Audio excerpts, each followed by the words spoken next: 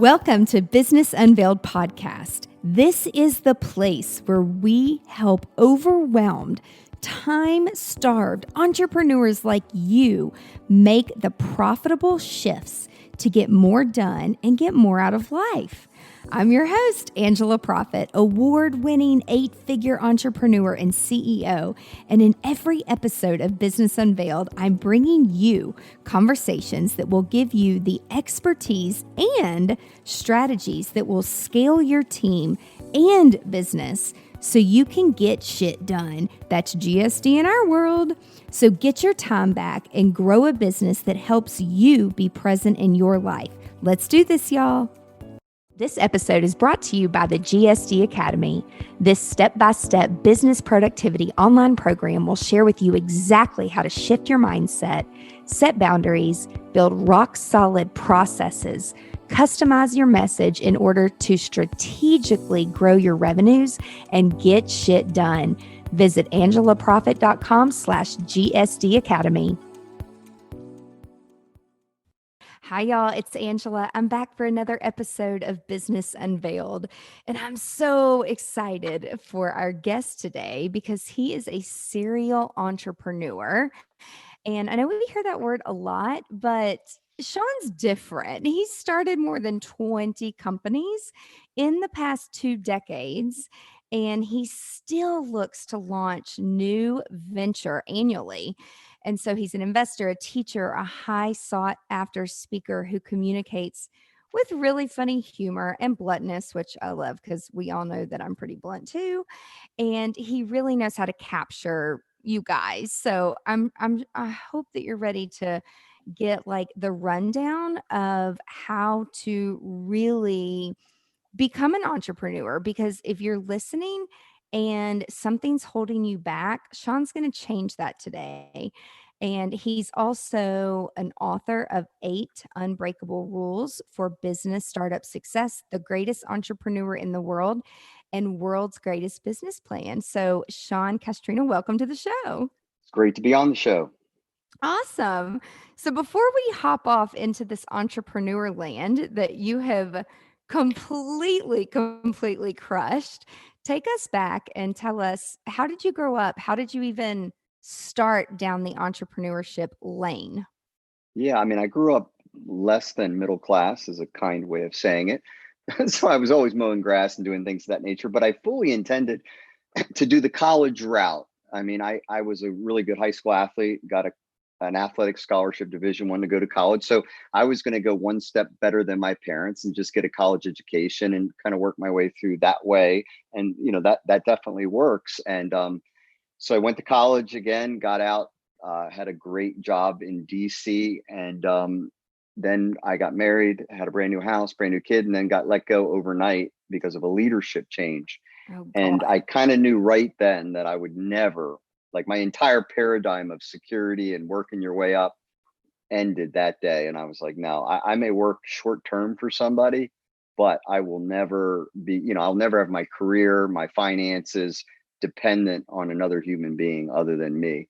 And so that kind of implanted it in my head. And then I went and sold insurance for a year just to kind of pay the bills, because if you're fairly articulate and have a little bit of energy, you can always sell something. Mm-hmm. It's a great way to start as an entrepreneur anyway. So I sold insurance for a year. And when I was doing that, my first business, and it kind of fits in everything we're going to talk about, because it wasn't a sexy business and I didn't do anything in the business, but we had Monday staff meetings, and insurance is the first time I met millionaires, and there was a lot of them, and they drove really nice cars. And, you know, it was definitely a different level than I had ever seen before. So I thought to myself, gosh, if you could clean the cars while they were in the parking lot. This was 25 years ago when not everybody was doing this. So I thought, if you could, you know, literally bring the water, bring everything right there, a generator, and clean them while we're in our meetings, you'd make really good money. And if you just did little flyers on, you know, on the windshields and these upper end, you know, business parking lots and stuff of that nature. Well, I started a company called Waxmaster Mobile Detailing. Never complicate your name. Unless you're Google or Uber, keep a name that people know what the heck you do. So it was called Waxmaster Mobile Detailing. They actually cleaned my Mercedes and BMW 2 weeks ago. I sold it I sold it after 5 years because I went into another business, but I made $35,000 of passive income my first year. And all I did was set this business up, have somebody answering the phone, and we had only two prices over the, it was either a car, SUV, or it was pretty straightforward. And when you make 35,000 at 24 years old passively, Yeah. you kind of know that you're onto something. You kind of go like, oh, okay, I don't have to clean cars. Okay, Mm-mm. if I can attract the customer, I control the most important thing in this process. And then I just got to get somebody to do it, and the margin between A and B just needs to be appealing. So I did a 50-50 split. I've pretty much used that formula for the last 25 years and have made a small fortune. It would be an understatement, through partnerships like that. Yeah. But so that kind of just got the ball rolling. And I think what it does is it shares a lot of myths. I think that it crushes a lot of myths that keep people from starting a business.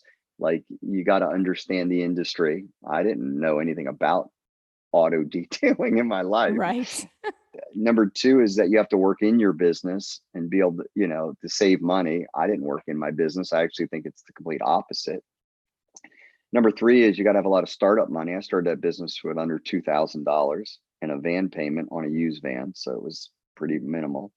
Number four is that you had to quit your day job to start this business. I didn't quit any job to start your business. There's 168 hours in a week, and you just make it happen because you don't know if it's going to succeed. So why would you quit your job? To me, that really doesn't make any sense. So Right. then you need a business education. My college degree had nothing to do with business. There's five of the myths right out there. And number six is the myth of that if you have a job, you have security. So you don't want to, you don't want to leave a job to go into entrepreneurship because it's not secure. And I think just the opposite. So that experience there in the business that I started just real quickly knocks down the six myths that I think keep people from, going into entrepreneurship, and how it all happened for me. I gave you a nice consolidated version of that. Yeah. Well, it's about the mindset. And I mean, I grew up with two parents that my mom stayed at home. It's very traditional. My dad worked for the same company for 30 years. And I didn't grow up around entrepreneurs. So I didn't really know what that was. And so I started off on the path of the college route and working in healthcare. And my parents were like, "Oh, you got a great job and you can work your way up the ladder." And then I crushed that ladder in their dreams when I said, "I'm going to try this entrepreneur thing. Like, I think I'm pretty good at like planning events and traveling the world and getting to do all this different stuff." They thought I was on drugs. They thought I was crazy. But it's all about who you surround yourself with and the mindset. And it sounds like you were saying in the beginning that you had some really great partnerships where that you had formed along the way. And so if you're listening to this Yeah. and you're thinking you want to start a business, everything that he just said, like, those are lies. Like, and not necessarily that like your parents would lie to you or your friends would lie to you, but don't listen to people who haven't done it. And if you want to do it, there is a way that you can get there. You just have to have that mindset. And there's so much free information out there now. Like when I started my first company, I was at the library. We didn't even have internet, and consultants and coaches and YouTube, like none of that existed. And so there's so many resources out there to help you get to where you want to go. But a lot of it does come down to relationship and being driven. And so, Shawn, why do you think a lot of small businesses actually end up failing? Oh, I'd say there's the entrepreneur's Bermuda Triangle in the first 2 years, or from startup, from idea inception to 2 years. The first surefire thing is that the business owner falls so in love with their idea that he takes a bad idea to the marketplace. And I always say, listen, I'm a mindset person, but a mindset on a bad idea is still a bad idea. You know what I mean? In other words, effort, Absolutely. endless energy on a bad idea, you're still forgetting it was a bad idea. So bad idea is like the multiplication, where if you have zero in any multiplication problem, it always ends up zero. Hmm. Zero is the bad idea, and it will ruin everything good you bring to the equation. That zero will always override anything you thought was good. So what ends up happening is the entrepreneur has this idea in their head, and they don't vet it. They don't open it up to criticism. They don't run it through a business plan. They don't do the normal things that you would want to do to confirm that this idea is going to have a little, might resonate with the marketplace. And so that's, an idea in your head, an idea that's untested, it has no value because you don't know how well it's going to, be received. And so that's number one big thing. They just don't test it. They don't open it to criticism. They don't run it through a business plan. Second thing is that they have, the most important thing is, how are you going to attract and sell your product? And I would just say from the beginning, how are you going to attract them? You have no plan. No, you think you're going to do it on social media, you're going to do this. You've got to test again to see how you're going to attract customers. If you can't attract customers, you're out of business. Look at every business that goes out of business. They drop off in customer volume and then they're out of business. Blockbuster Video, J.C. Penney, Sears, I can go on and on. Every single one of them lost the volume. And when you lose the volume, you lose the sales. And so you'll go into a business and you have no marketing strategy. You think you might be a word of mouth business, or you're going to survive on social media and things of that. I mean, I want to have 5 different things bringing me leads. I don't want it to be on one. So you got to kind of test those before you're launched to know that you're fairly confident you're going to attract customers. You notice I'm saying there's a lot of things that you should do before you launch a business. The problem, the reason, and it's going to go back to why they fail, is that people launch businesses that are not ready yet. Number one, the idea hasn't been vetted. Number two is they don't have a true marketing plan on how they're going to attract customers, so they can't sell to them. And number three, the big thing, again, is they staff with friends and family. They just don't have enough talent around them to either make sales. They hire Uncle Billy to handle sales because he's good at building a rapport, but he's not a salesperson. Or you have, Aunt Bitsy answering the phone and all these. Man, no, you have to staff. Your initial hires have got to be MVPs, most valuable players. They got to be people that move the needle, that without them, you could maybe never succeed with this business. Now, I use partnerships as my way to compensate them. But I knew in every business that 1 + 1 = done. Me plus one critical partner, end or hire, however you get them. I knew I needed that one person. I always knew that. And that is probably why I've started so many successful companies, because I've always brought in the missing link, the person who had the time that I didn't have because I had a job or I had another business. Number two is they had expertise within an industry that I didn't have. That allowed me to expand. I could go into any business because I'm going to partner with somebody who has expertise. Somebody, in the beginning, I partnered with people because I didn't have the capital I needed. Number four is maybe they fulfill a critical role. They're your lead programmer. So you have something that goes out in the middle of the night. You don't have to be chasing somebody down in another country. You have that person in your umbrella on your team. So I'm kind of going through these fast, but you kind of get the idea. They're the 3 biggest reasons that I find that businesses fail, why that first business does not go well, because you don't vet your idea. You just let it rattle around in your head and then you bring it out to the marketplace. It hasn't been tested. Number two is you don't have a plan to attract customers. You haven't tested anything. You really are just going on pure optimism. Everybody's going to like it. And then it's crickets. And number three is you don't staff with anybody who moves the needle. It's so important. I'm sitting over here like laughing at myself because I went to this big meeting years ago, all about my friend was like, there's this thing called sales funnels, and like, you work too hard, Ange, like you need to understand this life of online selling. And I knew nothing about it. And I was like, what do they mean? Put an idea out there and ask your audience before you ever even start building it, and to pre-sale it? Like, what? And I thought they were Yeah. crazy. And then I started to actually build a funnel, or build a few funnels, which I should have never done. I should have focused. And then I understood, like, oh, I see. Just because this idea is an idea of what I want to teach people, it doesn't necessarily mean that's what they're going to click on and that's what they're going to buy and that's what's going to convert.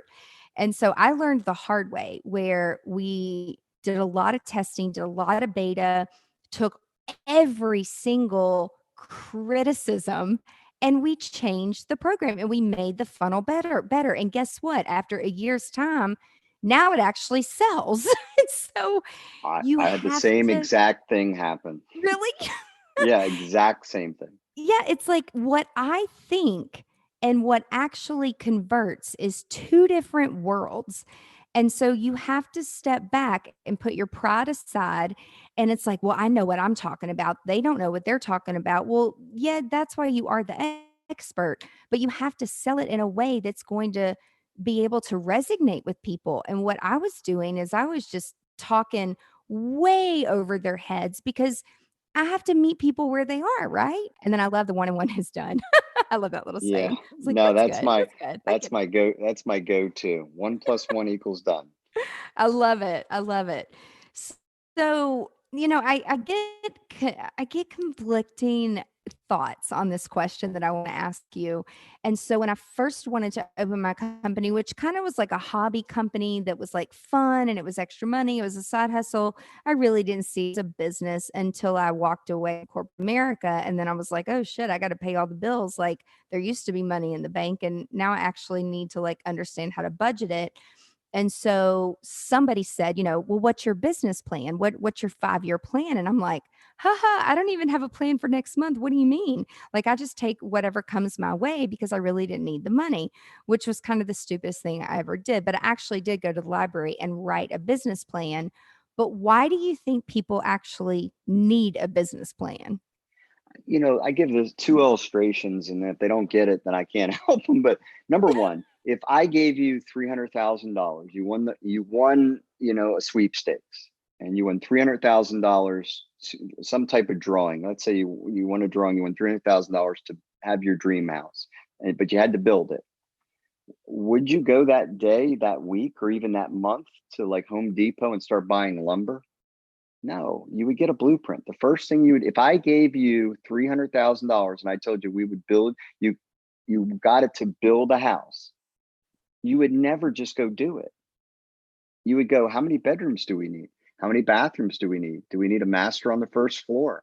Do we need something for an in-laws? Do we like a big kitchen, open kitchen? You start assessing your needs. Why wouldn't you take the same amount of time in a business you're going to start?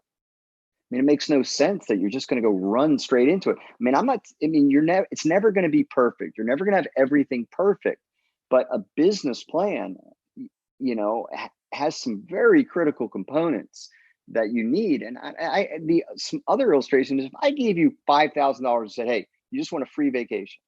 Again, you would not get in your car and just start heading to it. You'd say, well, do I want a summer vacation or a winter vacation? What do we like to do? How long can we go for? What's the budget? What type of place can we stay in? Do we want to stay in a resort? Do we want to stay in this? Do we want to go to Disney World? Do we want an amusement park? You won't even spend that amount of time on a business plan. To me, that just makes no sense. I don't, no one has ever put it to me that way.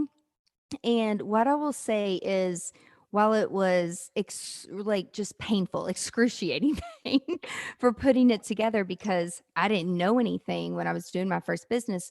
And I can tell you, like after the first year, and it's actually fun, like looking back at it. And I'm Yeah. glad that somebody taught me to put all my shit in Google Docs so that Yeah. I could always go back and search for it. It's like business plan 1, business plan 2, business plan 3. So on the first one, my second year and what I had put down, we exceeded in the first year. And it's fun to go back and look. And it's also fun to go back and look and say, wow, look at the phone calls and the opportunities and the events that we got to do and the people that we met that completely changed our life. And it completely changes the trajectory where you think your business is going to go. So it's not like you have to stick to that plan, No, but no, I always tell people your plan is an active business plan. mhm, You're gonna change. It's gonna make iterations. There's no doubt. But there's certain things within a business plan. I mean, I wrote the book called The World's Greatest Business Plan. And if I just I'll go through, like, I'm just gonna pick random questions that love why it. would you not start a business if you didn't know this? Number one, what are you selling and why are you selling that? Simple question. Number two, why do you believe this business idea will succeed? I mean, why this business? What resources do you lack to start this business? Who is your competition? Why will your customers buy from you over your competition? What's going to be your cost to produce what it is you're offering? What is your profit margins? I mean, I can keep going, but you kind of get, who's your target Yeah. customer? In other words, these are questions you've got to know the answer to. What is your company name? Can you get the domain for it? You know, I mean, I can go Yeah, on, and I'm just totally. flipping through. Like, no, it's a massive to-do list, but man, everyone, 90% of these are fundamentally concrete at that time. Your competition may change a year from now. You may have to add someone new to the list, and that's why it's active. Your target customer may, change a little bit as you learn more about your customers. It might become a little bit more narrower, but these are these are good questions that you have to ask. And I bought all the business plan books on Amazon. The first page, they're actually right behind me. I have them all there because I was helping my son start a business, and I wanted him to go through a business plan. And I thought those business plan books were so complicated. They were like dissertations, and they were fantasies because Susie wanted to start ABC tool in chapter 1. Never in any of these business plan books does the business not make it.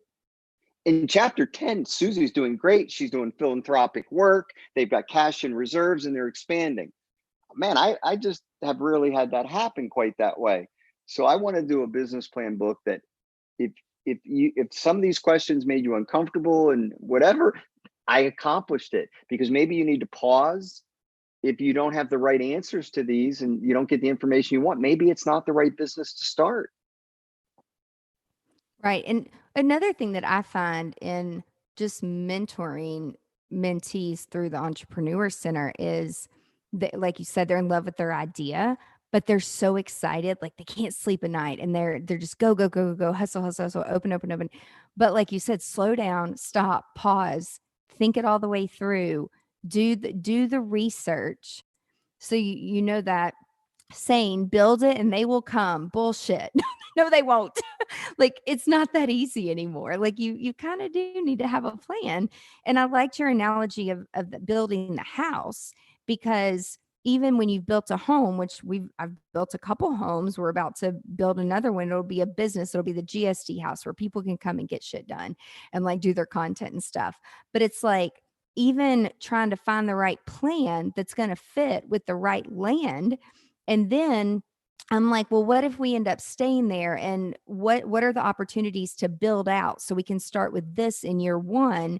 And then if we need to build out more sound rooms or production rooms or whatever with all the lighting and the soundproofing, you can always build on to the house and pivot and do different things. So I love that analogy because no one has broken it down like that. And it's quite simple. It's really simple. So, as far as I know that for small business owners that could be listening, I'm sure you've all heard of Fortune 500 companies. And so, why do small business owners need to think like a Fortune 500 company? Like, what sets those companies apart from They just every need to other have a company? vision for something big. They need to think beyond survival. I just think, in other words, they need to, it's every Fortune 500 company started as a small business, 499 employees or less. So, they all start small, but they're looking for new profit margin. They're looking for new profit streams. They're always trying to hire the best talent. They buy out competitors. I've bought out competitors before. You just, in other words, just get the survival mode out of your mind and start thinking, how are you going to grow this thing? That's the number one thing you got to get out of your head. You got to think how you're going to grow it. Do you have growth steps, or do any of your books I talk think you about just that? I think you just have to be, only nobody knows the growth opportunities other than you, but you need to look at what are your customers asking for? Okay. How can you generate more revenue with what you offer? Can you put it in another location? Can you do a secondary product or a secondary service that fits what you want? I mean, every business just keeps, you just got to keep feeding it. You got to keep feeding it. And you make it sound so easy. Yeah. Well, Keep you know what I thinking. say? There's a reason why some people make a little bit of money and some people make a lot of money. That's right. I get That's DM'd right. every day, can you help me do this? And I answer them politely, no. I go, no, I'm doing it with my own businesses, but that's why I give away free books. If you go to my website, SeanCastrina.com, this 8 unbreakable rules for business startup success is at no charge to you. So you can go download it and it'll help you. And that business plan book that I talked about, I'll actually give you the way you can get that for free too. I don't normally give that away, but if you go to worldsgreatestbusinessplan.com/free book, you can get that for free. You can actually, it has a template in there. You can type out your business plan. So I've only written 3 books and I just gave you 2 for free. That's So, amazing. so there you go. And then I host the 10-minute entrepreneur podcast. So every day, like I'm teaching you, I do that. I do it every single day, just in short intervals because I have the attention span of a flea. As most entrepreneurs do, I've learned. Exactly. That's awesome. So I have a question. So you are on Yahoo's top 20 business leaders of 2020. How did you do that? I don't know, all that stuff has to do with your marketing team and getting you out there noticed and all that. And the podcast does real well. And so I wrote a book at the same time. So just a lot of good things collided at the right time. So it sounds like if someone is new trying to get into this, that they can start their own business. You have a ton of free information out there, right? It sounds like. So you've Exactly. got your And podcast. yeah, 2 of the books are free. So exactly. we will put all of the links in the show notes, and you guys go out there and use the resources. And then do you have people that go through your book and then submit business plans back to you and say, "Hey, what do you think?" Yeah, you know what they would get? They get crickets. This is Right. my thing is that, yeah, I mean, I'm one of those type of people where I give you most everything for free. Yeah. You're going to know whether your business plan is good because you're going to answer the questions. And if you can answer the questions, then your business plan is good. It's going to be self-evident. I think that's my point. In other words, you're going to if you look at the questions and you answer them all, if it's not self-evident, you probably shouldn't go forward. Because a business plan, the one thing that a business plan should do for you is give you confidence in your idea. So if you finish the business plan and you're not confident in your idea, then there's something missing there.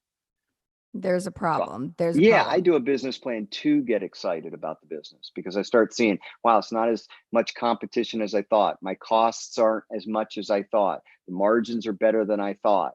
Wow, this test marketing thing did better than I thought.